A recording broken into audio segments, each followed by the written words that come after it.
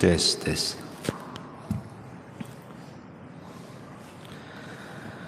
Bismillahirrahmanirrahim. Assalamualaikum warahmatullahi wabarakatuh.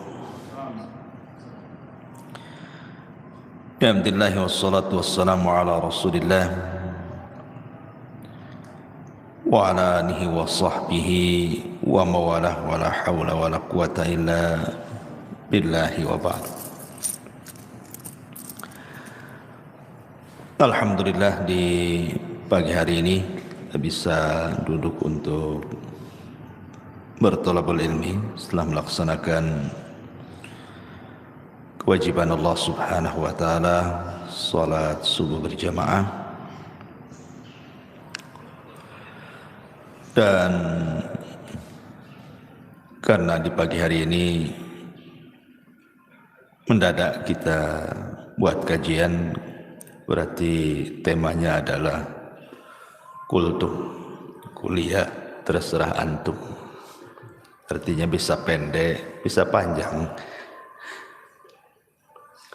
Baik, salawat dan juga salam kita hadiahkan kepada Rasul kita Nabi besar Muhammad sallallahu alaihi wasallam. Ma'asyiral muslimin yang dimuliakan Allah Subhanahu wa taala. Mungkin di antara kita sering mendengar kajian tentang seputar azab kubur. Tetapi di sana ada pembahasan lain dari sisi azab kubur itu adalah nikmat kubur. Inilah yang terkadang sebagian kita tidak paham bahwa banyak bisyarat, kabar gembira yang akan didapat oleh orang-orang yang beriman di dalam kuburan. Apa saja kabar gembira yang Allah Subhanahu wa taala berikan kepada seorang mukmin ketika Allah masukkan ke dalam kuburan? Inilah pembahasan di pagi hari ini. Ma'asyiral muslimin yang dimuliakan Allah Subhanahu wa taala. Pertama, kabar gembira saat kematian dulu. Disebutkan di dua surat dalam Al-Quran. Pertama surah An-Nahl ayat 31 dan 32. Kemudian Fussilat ayat 30. Dalam surah An-Nahl Allah Subhanahu wa taala mengatakan, "Kadzalika yazzillahul muttaqin alladzina tawaffahumul malaikatu tayyibina yaqulun salamun alaikum udkhulul jannata bima kuntum ta'malun." Demikianlah Allah memberi balasan kepada orang-orang yang bertakwa. Siapa orang yang bertakwa? Yaitu orang-orang yang ketika diwafatkan oleh para malaikat dalam keadaan baik, maka mereka para malaikat mengatakan kepada mereka, salamun alaikum, keselamatan bagi kalian, masuklah ke dalam sorga karena apa yang kalian kerjakan. Kemudian dalam surah Fussilat ayat 30-nya Allah mengatakan, innal ladzina qalu Rabbuna Allah thumma istaqamu tatanazzalu alaihimul malaikatu alla takhafu wa la tahzanu wa abshiru bil jannati allati kuntum tu'adun. Sesungguhnya orang-orang yang mengatakan Tuhan kami Allah, kemudian mereka istiqomah padanya, maka malaikat akan turun kepada mereka dengan mengatakan, janganlah kalian takut, janganlah kalian sedih, dan bergembiralah kalian dengan surga yang telah Allah janjikan kepada kalian. Jadi kabar gembira pertama adalah saat detik wafatnya seorang mukmin. Mereka akan bahagia. Kenapa mereka akan bahagia? Karena malaikat yang membisikkan di telinganya itu adalah bisikan-bisikan kebaikan. Sehingga kita lihat seorang mukmin itu kalau meninggal macam-macam, terkadang Allah tampakkan kebahagiaan. Terkadang dia tersenyum, terkadang ditampakkan keringat di dahinya, terkadang bisa mengucapkan kalimat la ilaha illallah, terkadang dia membaca Al-Quran, terkadang meninggal saat solat, dan begitu seterusnya. Dan itu kegembiraan yang pertama yang diraih seorang mukmin saat wafatnya. Kemudian yang kedua, saat masuk ke liang lahat. Kita tahu bahwa dalam proses peristiwa-peristiwa kubur itu ada 4 peristiwa. Pertama disebut dengan dhaghtatul qabri, himpitan kuburan. Yang kedua disebut fitnatul qabri, 2 malaikat yang bertanya, Munkar dan Nakir, atau disebut dengan fitnah kubur. Yang ketiga azab kubur, dan yang keempat nikmat kubur. Kita tahu bahwa peristiwa pertama di kuburan itu adalah himpitan kubur. Setiap manusia pasti dihimpit kuburan, tidak mukmin, tidak kafir, semua kena. Mau anak bayi, mau anak dewasa, mau laki-laki, perempuan, pasti terkena himpitan. Dan himpitan kubur ini disebutkan dalam sebuah hadis Nabi SAW mengatakan, Inna lil qabri dhaghtatun, sesungguhnya kuburan itu memiliki himpitan. Dan himpitan kubur ini meretakkan semua tulang belulang, bahkan meretakkan semua persendian, sehingga dia akan menjerit yang tidak ada yang tahu jeritannya kecuali selain manusia dan jin. Artinya binatang-binatang mendengar. Tetapi tentu yang seperti ini berlaku kepada orang kafir. Orang kafir, orang munafik, orang fasik, ya. Tetapi himpitan kubur bagi orang-orang yang beriman adalah himpitan kebahagiaan. Sehingga para ulama ketika membicarakan tentang himpitan bagi orang-orang yang beriman itu layaknya seorang ibu saat memeluk bayinya. Karena kita semua berasal dari tanah. Jadi tanah itu diibaratkan ibu kita. Jadi kalau kita masuk kuburan, dihimpit itu seolah-olah ibu sedang memeluk bayinya, tidak merasakan apapun. Makanya ketika kematian seorang sahabat yang sangat mulia, siapa dia? Sa'd bin Mu'adz radhiyallahu anhu. Sa'd bin Mu'adz ini pemimpin Aus. Saat kematiannya disebutkan oleh Nabi SAW, hadzal ladzi taharraka lahul 'arsy wa futihat lahu abwabus sama wa syahidahu 70,000 minal malaika laqad dhummatan thumma furrija anhu. Inilah orang yang karenanya arsy Allah bergetar. Jadi saat kematian Sa'd bin Mu'adz ini, arsy Allah yang besar sekali itu bergetar. Dan arsy itu kan makhluk yang paling besar, bisa bergegar karena wafatnya Sa'd ibn Mu'adz. Karenanya pintu-pintu langit dibuka, dan karenanya pula 70.000 malaikat turun dari langit menyaksikan jenazahnya. Sungguh dia telah dihimpit dengan sekali himpitan, kemudian dilepaskan kembali. Kalau seandainya himpitan itu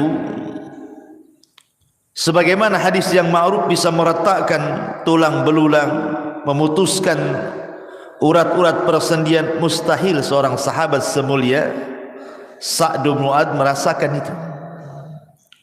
Berarti himpitan yang merasakan sakit itu hanya berlaku kepada orang-orang kafir saja, orang-orang munafik saja.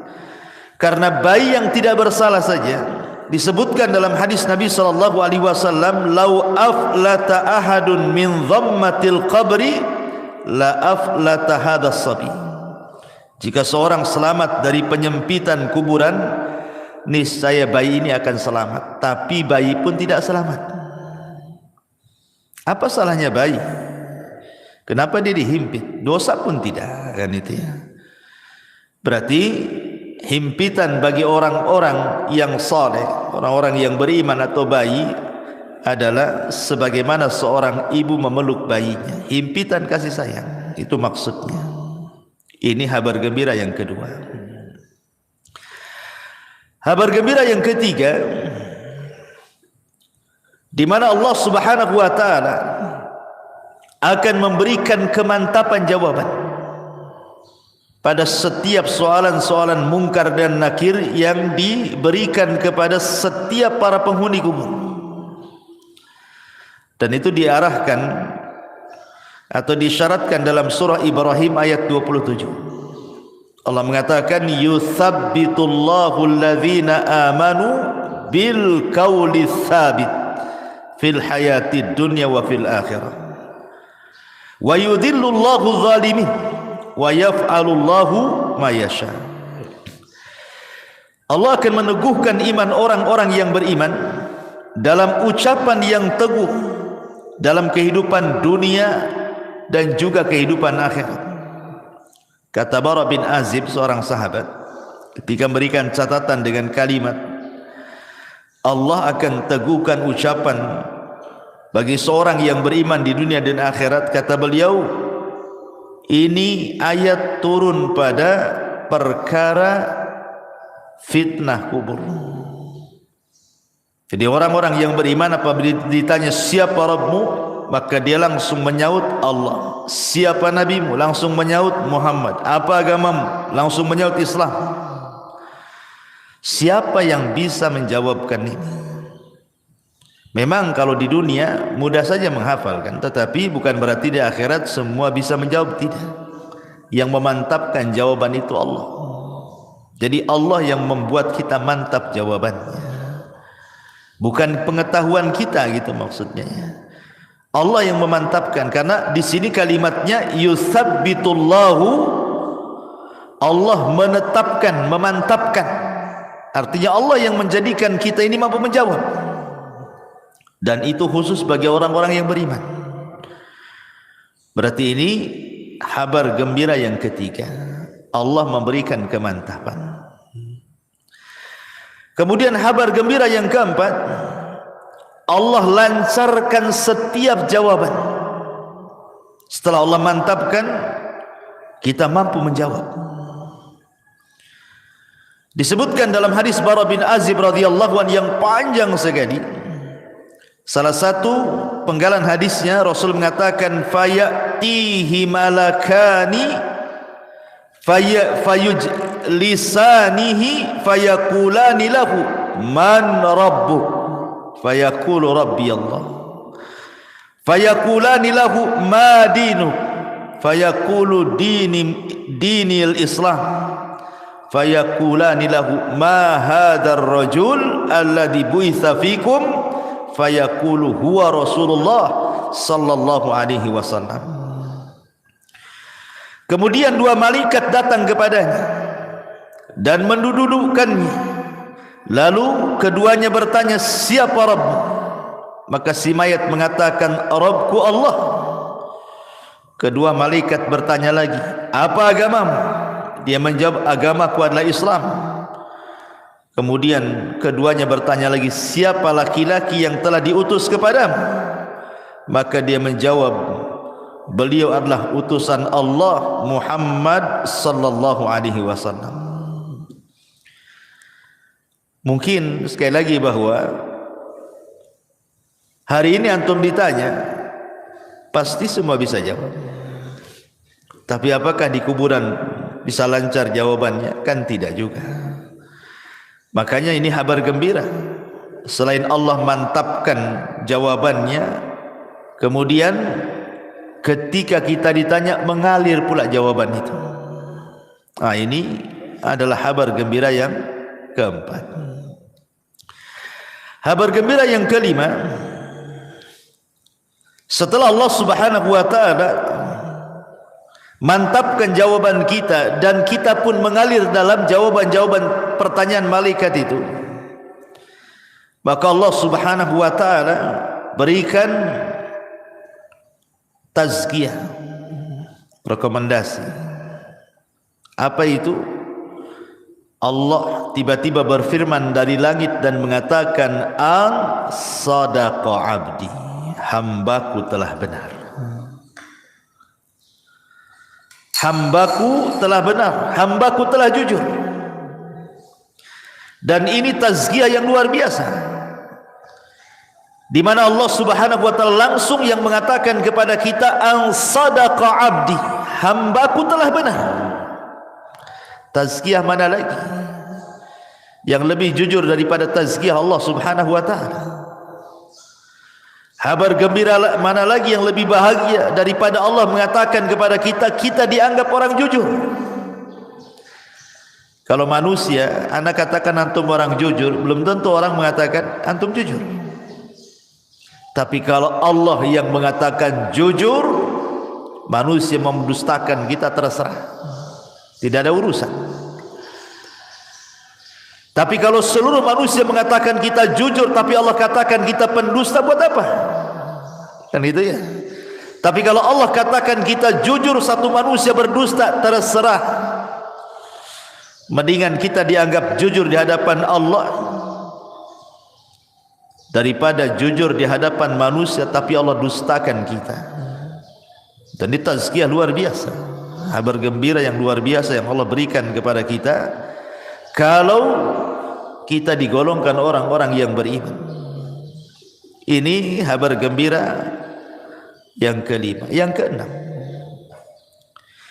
setelah Allah Subhanahu wa taala berikan tazkiyah kepada kita, apalagi Allah Subhanahu wa taala akan luaskan kuburan kita. Ada dua riwayat. Pertama, disebutkan dalam riwayat Abi Hurairah radhiyallahu anhu, di mana Nabi sallallahu alaihi wasallam mengatakan, "Tsumma yubsahu lahu fi qabrihi sab'una dhira'an fi sab'in." Sab'una dhira'an fi sab'in. Berapa luasnya kuburan itu? Kata Nabi SAW, kemudian kuburannya diperluas 70 kali 70 hasta. Satu hasta itu segini, ini satu hasta. Ya. Kalau 70 dibagi 2 berarti berapa? 35 meter. Kalau 30 kan 60, berarti 35 meter. 35 meter kali 35 meter, 70 kali 70 hasta, berarti 35 meter kali 35 meter, kan itu ya kalau dibuat meteran. Ini satu riwayat. Jadi kuburan yang sempit tadi yang hanya 1 kali 2 meter gitu ya, dijadikan oleh Allah Subhanahu wa taala menjadi 70 kali 70 hasta. Luasnya, meluas kuburannya itu ya. Tapi dalam riwayat yang lain dari Bara bin Azib, justru Nabi sallallahu alaihi wasallam mengatakan, "Tsumma yubsahu lahu fi qabrihi maddal basar." Madda basarihi. Kemudian kuburannya akan diluaskan sejauh mata memandang. Kalau antum naik ke atas gunung, kemudian antum lihat, kira-kira pandangan antum sejauh mata memandang sampai di mana? Itu maksudnya. Itulah luas kuburan. Kalau seandainya Allah berikan kabar gembira kepada seorang mukmin itu, Allah akan luaskan kuburan. Dalam riwayat 70 kali 70 hasta, tapi dalam riwayat Bara bin Azib sejauh mata memandang. Coba bayangkan, kalau antum saya kurung di satu ruangan, anggaplah di kamar masjid ini, dikurung, nggak ada penerangan, kan masih mending tuh luasnya, masih luas kamar ini daripada kuburan. Kuburan berapa peta saja kan itu. Tapi ngomong-ngomong saya minum dulu kayaknya. Kok dingin kali nih. Bismillah. Oh, panas juga. Iya. Jadi analoginya begini, kawan. Jadi kalau antum masuk ke dalam ruangan masjid ini, saya gelapkan. Nggak ada apa-apa di situ.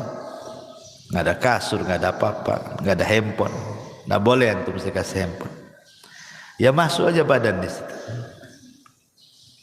3 hari 3 malam di situ kan. Nggak dikasih makan. Antum sudah pusing. Janganlah 3 hari 3 malam. 1 hari saya tak makan, tak gemetar. Apalagi mati listrik kan itu. Kita bayangkanlah di satu ruangan itu. Macam mana itu di kuburan yang sempit itu. Habis itu dipendam pula dari atas. Hanya tanah, tidak ada apa-apa. Kita sudah kebayang gelapnya kan. Ya. Lah ketika kemudian Allah Subhanahu wa taala bentangkan kuburan seluas itu, menunjukkan di kabar gembira. Kabar gembira dari Allah Subhanahu wa taala lewat lisan Rasul bahwa seorang mukmin itu akan dibentangkan kuburannya sejauh mata memandang. Artinya tidak akan sumpek gitu maksudnya. Kita kalau berada di ruangan sempit kan sumpek gitu. Tapi kalau di ruangan terbuka kan rasanya los gitu pandangan itu. Dan ini kabar gembira. Kemudian yang nomor 7, bukan hanya diluaskan saja, yang lebih hebat daripada itu apa? Dibukakan pintu surga. Subhanallah ya.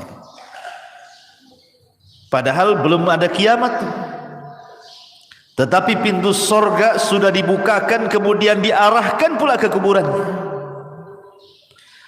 Dan itu disebutkan dalam hadis di mana Nabi sallallahu alaihi wasallam bersabda, "An sadaqa 'abdi fa afrishuhu minal jannati waftahu lahu baban ilal jannah." Hambaku telah benar. Hamparkan permadani untuknya dari sorga, bukakan pintu-pintu sorga kepadanya. Subhanallah ikhwan, bayangkan kita dihamparkan permadani dalam kubur itu, mengarah ke pintu sorga, kemudian pintu sorga pula dibuka. Ketika pintu sorga dibuka itu ada kabar gembira yang nomor 8. Apa itu? Allah Subhanahu Nabi sallallahu alaihi wasallam mengatakan, wa albisuhu minal jannah. Hantarkan pakaian dari sorga. Ketika mayat itu hanya 3 lapis kain kafan saja. Kemudian masuk ke dalam liang lahat, entah tahan berapa bulan tuh yang namanya kain kafan itu. Lama-lama kan hancur juga. Tapi sebagai gantinya apa yang terjadi? Wa albisuhu minal jannah. Allah Subhanahu wa taala akan pakaikan kepadanya pakaian dari sorga, dan pakaian dari sorga itu semuanya sutra. Min sundusin wa istabraq. Rata-rata sutra dihantarkan dari sorga. Kemudian kabar gembira yang nomor 9, fayatihi min rauhiha wa tibiha. Kemudian Allah Subhanahu wa taala hantarkan pula raihiha wa tibiha. Apa itu? Wewangian dan bau semerbak yang luar biasa yang Allah hantarkan ke dalam kuburannya, menjadi wangi kuburannya. Kita saja di ruangan kan pengennya wangi, harum gitu kan.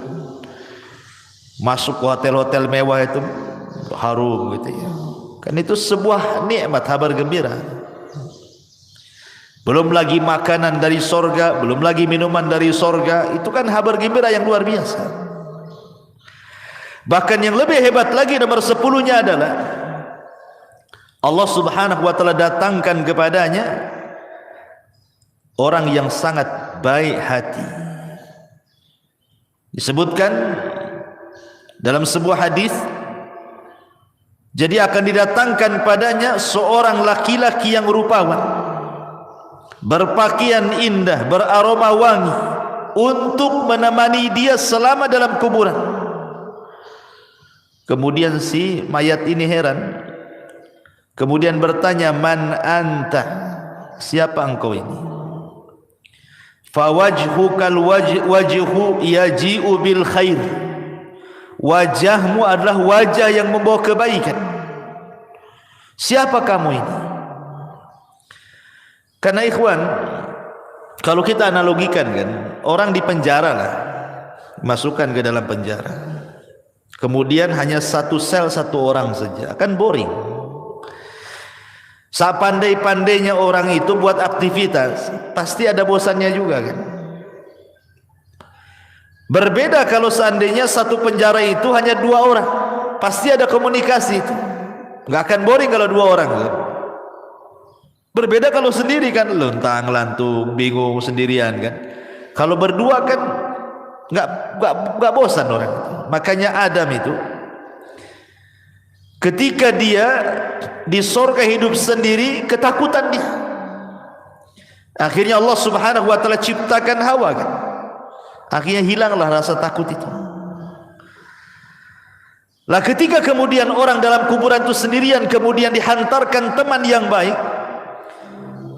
Teman ini kemudian rupawan, wangi, enak ngomongnya, tiba-tiba ngajak bicara, terus tahu-tahu tidak sadar bahwa dia sudah lama di kuburan tuh. Tahu-tahu teman yang baik ini memberitahukan bahwa kiamat sudah dekat. Makanya kemudian heran ini si mayat ini dan mengatakan, man anta, siapa kamu ini?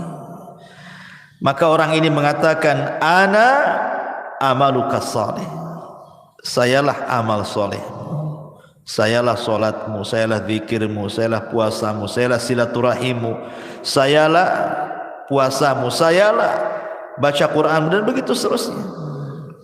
Dan ini kabar gembira yang nomor 10 yang luar biasa.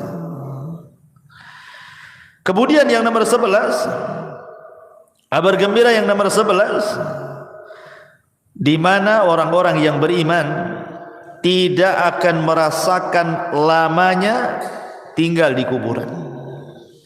Anggap saja sejak zaman Adam sampai sekarang, berapa ribu tahun tuh dalam kubur itu, ya kan?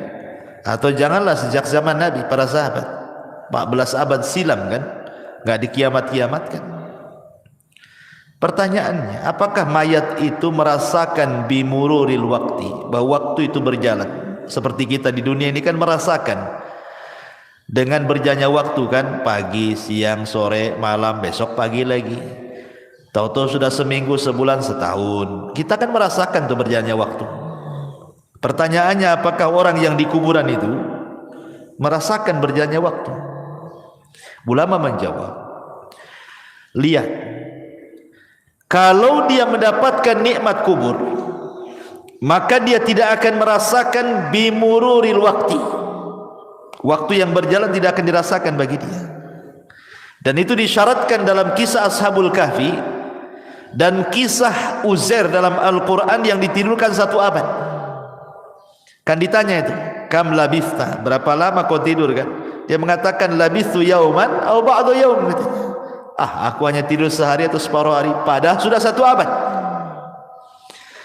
Menunjukkan bahwa kalau orang yang belum meninggal saja ditidurkan 1 abad, kemudian dia terbangun rasanya baru setengah atau 1 hari saja, Maka begitu juga orang-orang yang dikubur ketika mendapatkan nikmat kubur. Kayak antum bermimpi nih, mimpinya indah banget gitu ya, tiba-tiba terbangun, aduh sebentar kali mimpinya, padahal antum udah dari pagi sampai sore itu tidur tuh. Dibilang sebentar kali katanya, karena indah. Coba antum mimpi buruk, baru 5 menit tuh kayak udah lama kali megap-megap antum. Jadi para ulama mengatakan bahwa orang-orang yang tidak akan merasakan bimururil waktu, dengan berjalannya waktu itu, hanya orang-orang yang mendapatkan nikmat kubur saja. Tapi orang yang mendapatkan azab kubur, dia akan merasakan itu, waktu itu berjalan. Dan orang-orang yang beriman akan mendapatkan kabar gembira bahwa dia tidak akan merasakan berjalannya waktu. Itu maksudnya ya. Ini yang ke-11. Yang ke-12, orang-orang yang beriman, mereka akan merasakan nikmat, artinya kebahagiaan. Jadi bahagia betul dalam kuburannya itu, sehingga sebahagia apapun orang hidup di dunia, tidak lebih bahagia dibandingkan orang yang ada di kuburan. Itu yang disebut dengan nikmat kubur tadi.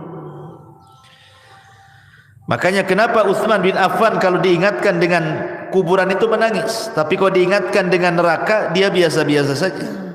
Ketika ditanya, ya Utsman, aneh engkau ini, diceritakan neraka kau biasa saja raut mukamu, kau diceritakan tentang kuburan kau pula menangis, katanya. Kata Utsman, celaka engkau. Kuburan ini, kata Utsman, bisa saja satu lubang menuju lubang-lubang neraka, atau dia adalah taman dari taman-taman surga. Jadi kita akan tinggal di taman. Itulah nikmat kubur namanya. Jadi nikmat kubur itu luar biasa. Makanya orang itu akan mendapatkan kenikmatan lebih nikmat dibandingkan dia pernah nikmat di dunia. Seberapa nikmat orang di dunia ini, masih nikmat kubur, karena kubur itu adalah jannah yang pertama, surga yang pertama sebelum masuk ke surga yang abadi. Tapi perlu diingat bahwa orang-orang yang di kuburan itu juga bisa merasa sedih. Sama dengan ketika antum kehilangan sesuatu, kita sedih, tersiksa gitu ya, atau ada masalah gitu ya, entah masalah ekonomi, masalah keluarga, masalah apa-apa, kan kadang-kadang tersiksa batin kita. Lah orang yang di kuburan pun akan sama merasakan hal itu, tersiksa batinnya. Kapan? Ketika orang-orang yang di atas kuburan melakukan niyaha. Niyaha itu artinya meronta-ronta, menangis-nangis gitu ya, menolak takdir gitu. Kalau nangis saja nggak apa-apa, namanya orang meninggal sedih, Rasul aja nangis gitu. Tapi kalau sampai niyaha ini membuat apa? Orang yang mati itu yu'adzab, diazab. Tapi bukan diazab di sini artinya diazab fisiknya, tidak, maksudnya diazab batinnya. Ya, karena ada hadis yang mengatakan innal mayyit yu'adzab bi bukail hayy. Rasul mengatakan orang yang mati itu akan diazab disebabkan tangisan orang hidup. Maksudnya niyaha. Yang sampai merobek-robek, memukul-mukul. Karena saya pernah menyaksikan ada orang sedang koma. Ini istrinya itu udah guling-guling tuh, guling tuh, sampai akhirnya diamankan sama kerabatnya, dimasukkan ke kamar, dikunci. Rumahnya tak jadi mati pula dia. Coba kalau mati apa nggak jelas tuh kan.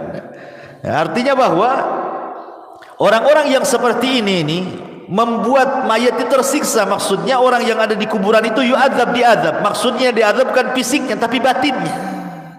Jadi dia merasa sedih gitu ya, tersiksa batinnya itu gara-gara tangisan orang yang di atas kuburan itu. Makanya kenapa nasihat saya, kalau ada orang yang meninggal itu sebenarnya dia hanya butuh 3 kata saja. Orang mati itu hanya butuh 3 kata. Kata yang pertama, Allahumma gfir lahu, ya Allah ampuni dosanya. Yang kedua, Allahumma arhamhu, ya Allah rahmatilah dia. Kemudian yang ketiga, Allahumma tsabbithu, ya Allah mantapkanlah dia. Maksudnya dalam jawaban. Itu yang diperlukan saat orang itu meninggal. 3 kata ini. Tidak lebih daripada 3 kata. Ya Allah ampuni dosanya, ya Allah sayangi dia, ya Allah mantapkan jawabannya. Cuman itu yang diperlukan. Ya. Itu saat dia meninggal gitu ya. Kalau sudah lama ya tentu doa ampunan. Jadi mayat itu sangat bahagia, disebutkan sama para ulama. Yang paling dinanti oleh para penghuni kubur, entah ayah kita yang sudah meninggal, ibu kita, nenek kita, atau keluarga kita, mereka sangat bahagia itu apabila mendapatkan doa dari orang yang hidup. Jadi kalau kita mendoakan ampunan, rahmat, kata ulama, itu yang dinanti.